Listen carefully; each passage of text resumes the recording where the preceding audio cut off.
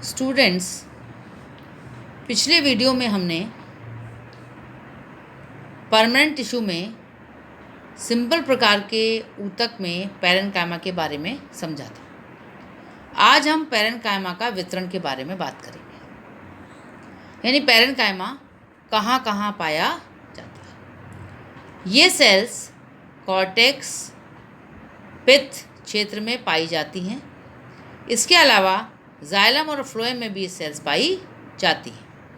पादप में अधिकांश भाग इन्हीं के द्वारा बना होता है। अब इनके कार्य क्या है? ये सेल ग्राउंड टिश्यू का कार्य करती हैं, यानी भरण ऊतक पूरे पौधे में भरी रहती है। उनके बीच बीच में और टिश्यू पाए जाते हैं। इनमें संचित भोजन भी पाया जाता है और क्लोरोफिल की उपस्थिति में ये प्रकाश संश्लेषण का कार्य भी करती हैं।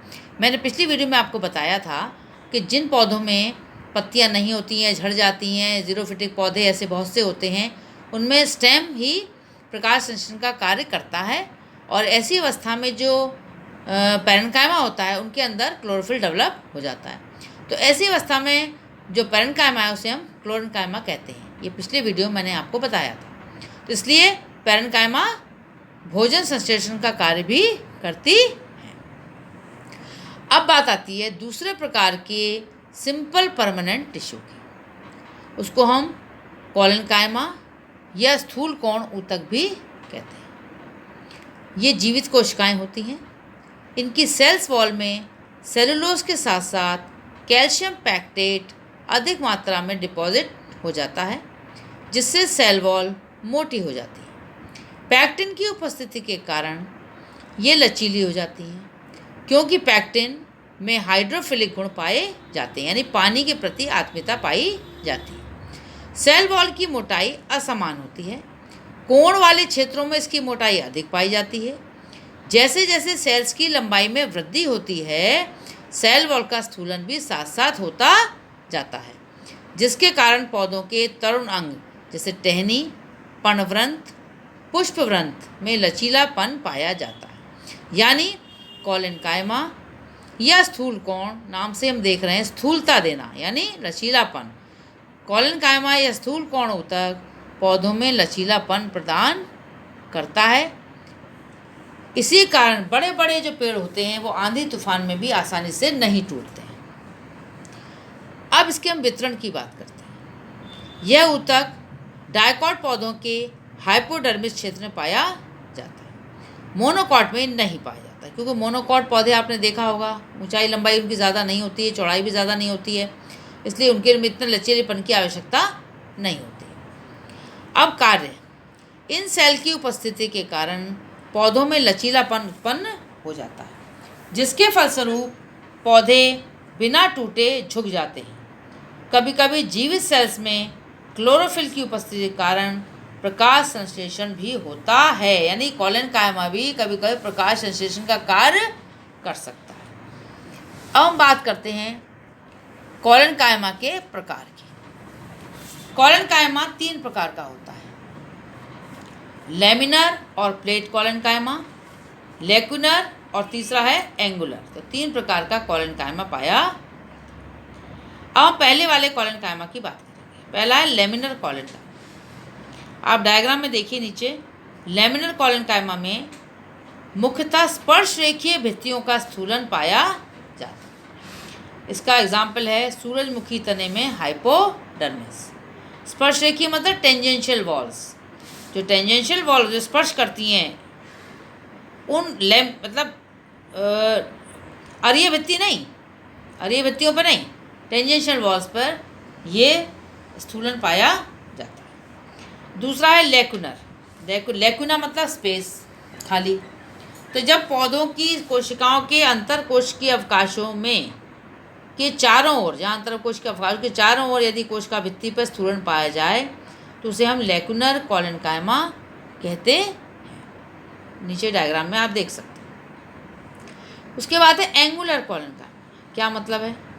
कोशिकाएं जब एक दूसरे से संग लगी होती हैं, जुड़ती हैं, जहाँ पर वहाँ एक एंगल बनता है। उस केवल एंगल पे यदि स्थूलन पाया जाए, कोणों पे यदि स्थूलन पाया जाए तो उसे हम एंगुलर कोलेनकाइमा कहते हैं। इसका एग्जाम्पल है गेंदा और धतूरा। इसके बाद आती बात दूसरे प्रकार के ऊतक की। दूसरे प्रकार का ऊतक है स्क्लेरेन्काइमा यानी दृढ़ ऊतक। पहला था कोलेनकाइमा यानी स्थूल कोण ऊतक, दूसरा है स्क्लेरेन्काइमा यानी दृढ़ ऊतक, दृढ़ता प्रदान करने वाला। ये मोटी भित्ति वाली मृत कोशिकाएं होती हैं। इन सेल्स की सेल वॉल पर लिग्निन की परत पाई जाती है। लिग्निन पानी हवा के लिए अपारगम्य होती है, जिसके कारण सेल्स के जीवद्रव्य को पानी और हवा नहीं मिल पाता और उसके कारण सेल परिपक्व अवस्था में मृत हो जाती हैं।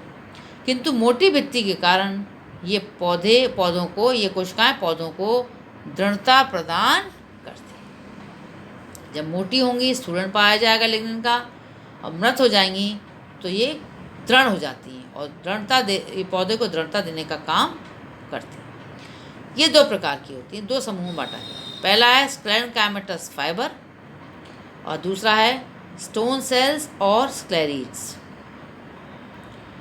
तो पहले हम बात करेंगे स्क्लेरेन्काइमेटस फाइबर की। इन कोशिकाओं की लंबाई काफ़ी अधिक व चौड़ाई कम होती है। सिरे नुकीले होते हैं।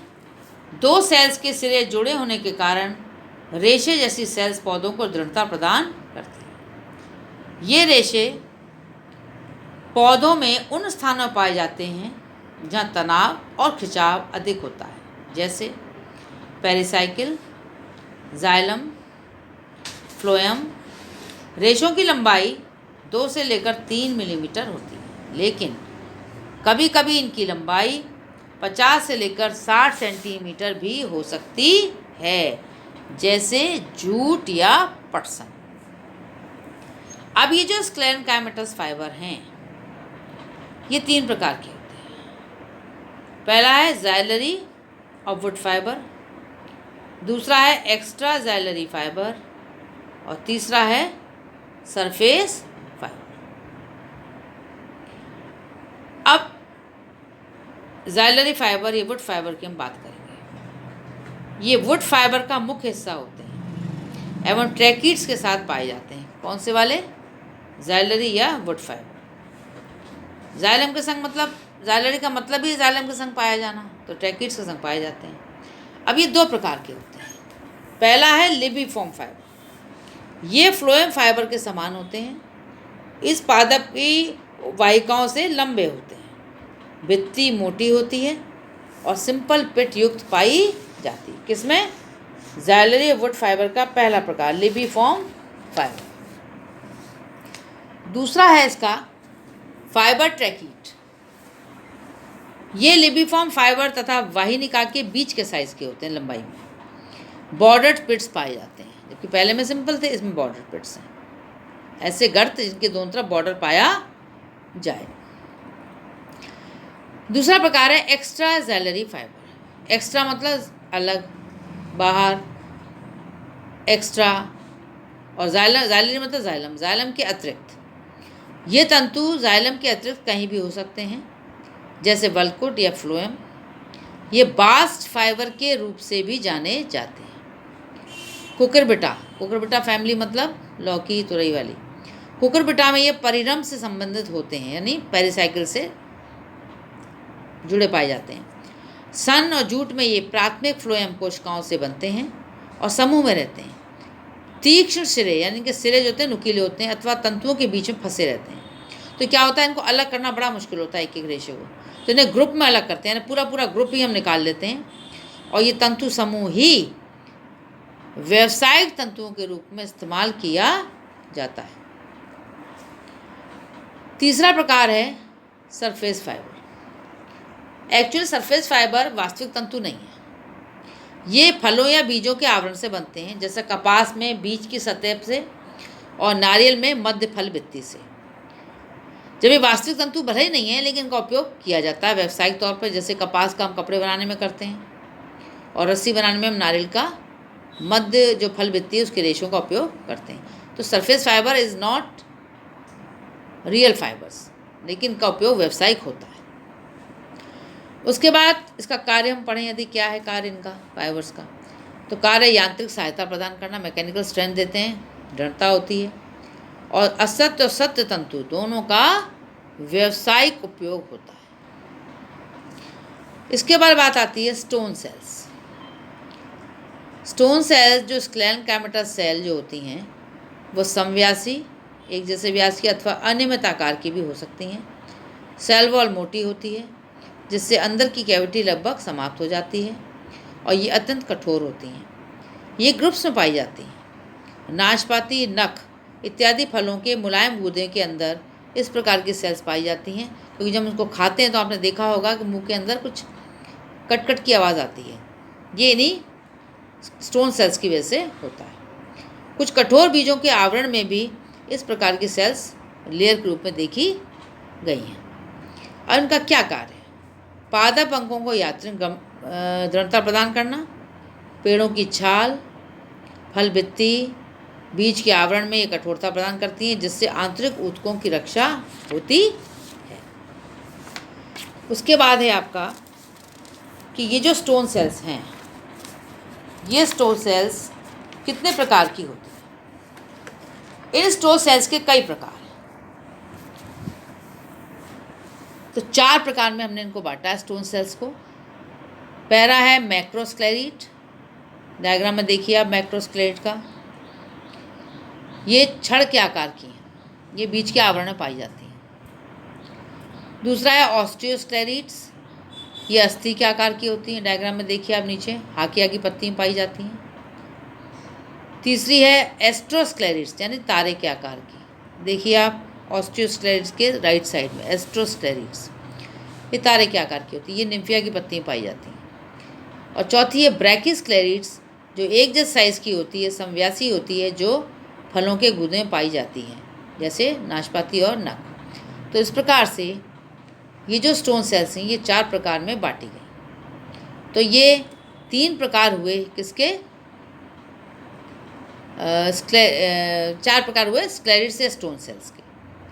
ठीक है, इसके बाद हम नेक्स्ट जो है वो अगली क्लास में पढ़ेंगे।